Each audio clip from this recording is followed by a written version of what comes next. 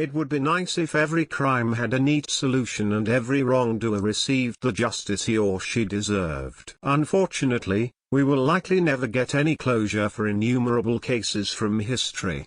People have been attacked and menaced by some strange characters. Including those so bizarre that some people question whether these villains existed at all.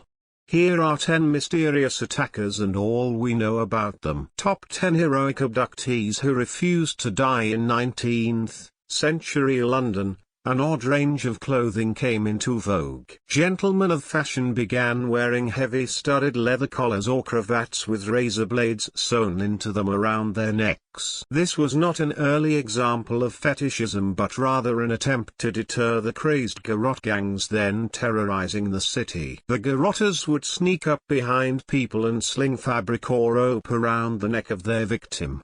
While trapped, the victim would be relieved of his valuables. Sometimes, the garrotters used just their arms to throttle their target, punching the person on the forehead to get him to expose his throat. This method of robbery was thought to be ruffianly when compared to the more gentlemanly figure of the highway robber on his horse. 1. The wearing of an anti-garrote collar was soon roundly mocked by the press.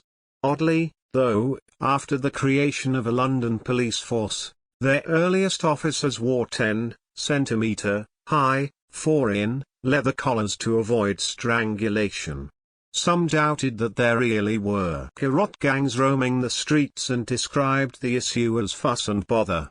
But periodic panics continued to occur when people walking the streets of London would feel a shiver on their exposed necks. Before well-organized street lights banished the gloom, night in a city could be a scary and perilous time. Imagine walking home alone when a figure leaps out of the darkness. Some had seen a human form bounding from rooftop to rooftop with inhuman jumps. As Mary Stevens walked home in 1837, this monster leapt at her and began to rip at her clothes with hands cold and clammy as those of a corpse. Mary Stevens had just been attacked by Spring-heeled Jack. Other incidents soon followed. Jane Alsop described how she was assaulted by this diabolical figure. He was wearing a kind of helmet and a tight-fitting white costume like an oilskin, and he vomited blue and white flames. After attempting to strangle her, Spring-heeled Jack flew into the night. 2. At first, many doubted the existence of this evildoer, but some considered him to be a serious threat. The Duke of Wellington took to arming himself and riding through the streets to hunt Spring-heeled Jack. The army set traps. Despite shots being fired at him by an angry crowd, Spring-heeled Jack escaped unharmed, never to be caught. It is night in World War II Prague. The Gestapo is about to arrest a brave Czech resistance fighter. But suddenly, a man appears, making huge leaps across building roofs to beat down the Nazis and free the innocent. Dressed all in black and with superhuman jumping abilities, he seems to have springs in his heels. No, it is not Spring-heeled Jack. This is Perak, the Spring Man of Prague. 3. Although this heroic story was commonly told about Perak, he also attacked Czech citizens who collaborated with the Nazis. This was a warning to others not to play along with the invaders. His earlier activities, however, paint a less heroic picture. Earlier in the war, there were tales of a high-jumping person who would leap down on any member of the public foolish enough to be out alone at night. Then he would rob, murder, or rape the victim and bound away into the darkness. This was enough to deter many from working late shifts in factories, which slowed production and hurt the Nazis. In wartime, all fears are heightened. Is that person looking intently at a map simply lost or a nefarious spy? For that reason, when people in Mattoon, Illinois, began to report being targeted in their homes in 1944, the whole town became panicked. The incidents began when a man woke up one night to find a strange smell in his home. Fearing it was a gas leak, he tried to wake his wife. but she was paralyzed and unable to move. Others reported similar episodes of paralysis. In one instance, the smell was found to be coming from an open window. A husband returning home late saw a strange man lurking outside. Clearly, this was a case of a gas attack. The evildoer was soon dubbed the Mad Gasser of Mattoon and the Anesthetic Prowler.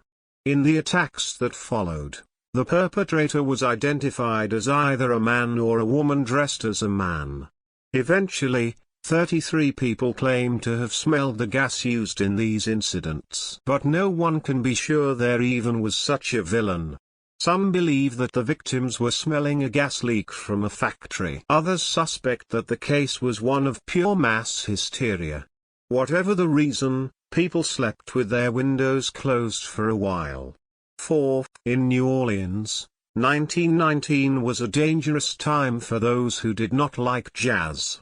A letter was published in the papers that supposedly came from a figure known as the Axeman. A person who had attacked several families late at night and left a trail of bodies in his wake. According to the letter, at 12:15, earthly time, on next Tuesday night, I am going to pass over New Orleans. In my infinite mercy, I am going to make a little proposition to you people. Here it is. I am very fond of jazz music, and I swear by all the devils in the nether regions that every person shall be spared in whose home a jazz band is in full swing at the time I have just mentioned. If everyone has a jazz band going, well, then, so much the better for you people. One thing is certain, and that is that some of your people who do not jazz it out on that specific Tuesday night, if there be any, will get the axe. 5. Most often, the axeman broke into houses using a chisel. Then he would take an axe belonging to the homeowner and attack those at home with it. Most of the victims were Italian grocers. It seems likely that the incidents had nothing to do with jazz. It was probably a case of prejudice against immigrants who were moving up in the world. The axeman was never caught. 10 badass women who fought home invaders and won in 1888. London was the capital of an empire that spanned the globe. Alongside the glittering riches of the imperial city, however, dark streets shadowed the masses where poverty reigned. In these dank corners, one of the most infamous murderers in British history operated. Jack the Ripper killed at least 5 women in what became an autumn of terror.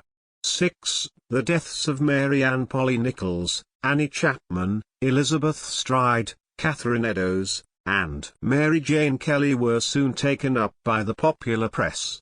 The wounds inflicted by their killer were picked over for any clue that could possibly identify the perpetrator. In the 130 years since, hundreds of books have been published and almost as many suspects have been named.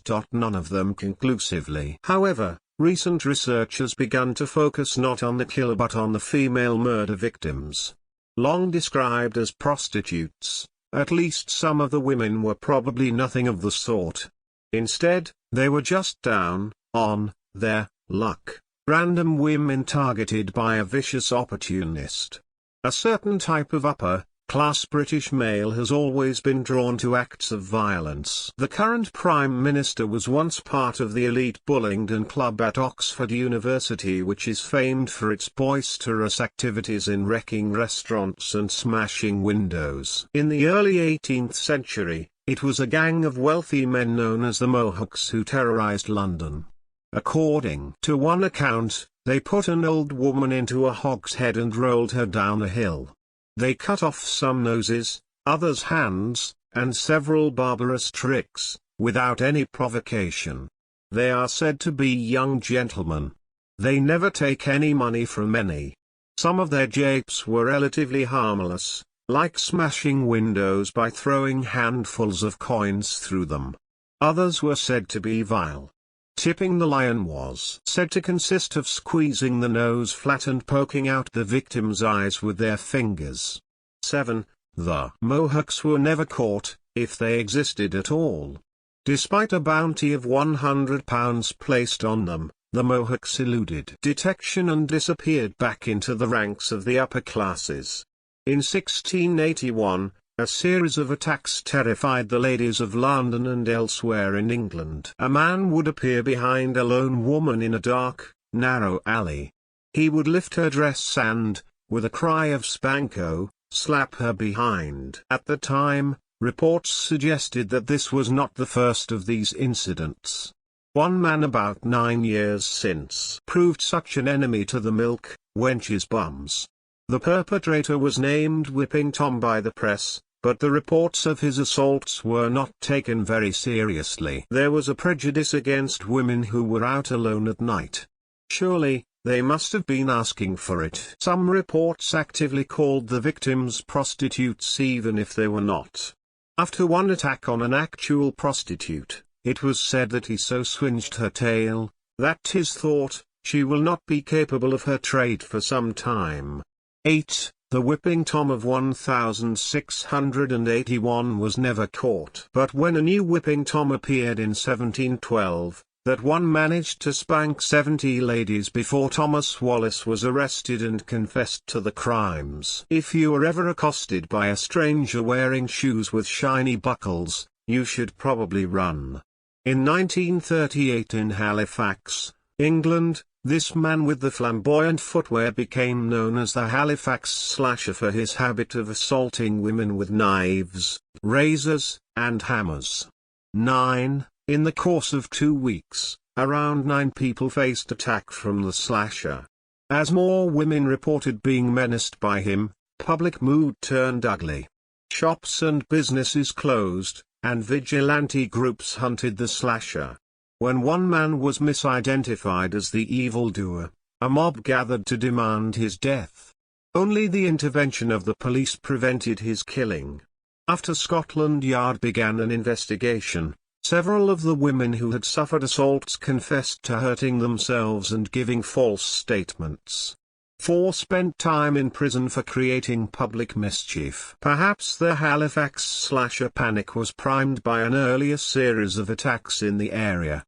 In 1927, James Leonard was convicted of assaulting women and slashing their clothing. Ladies of London had a rough time in earlier centuries. In 1788, a new threat came on the scene. Known only as the London Monster, this villain would berate his female targets with foul language before stabbing them in the backside. The monster appears to have suffered from piquerism, the sexual desire to pierce a person's skin. To achieve his goal, he had several tricks. With some victims, he simply jabbed them with a knife.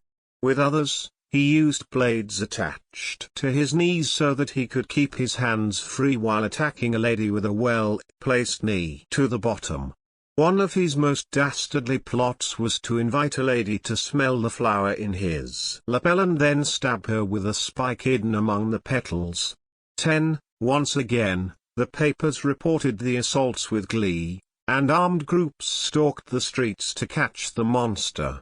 Ladies sought to protect themselves by hiding copper pans next to their bottoms. One man was arrested and tried for the crimes, but some doubt that the monster ever existed.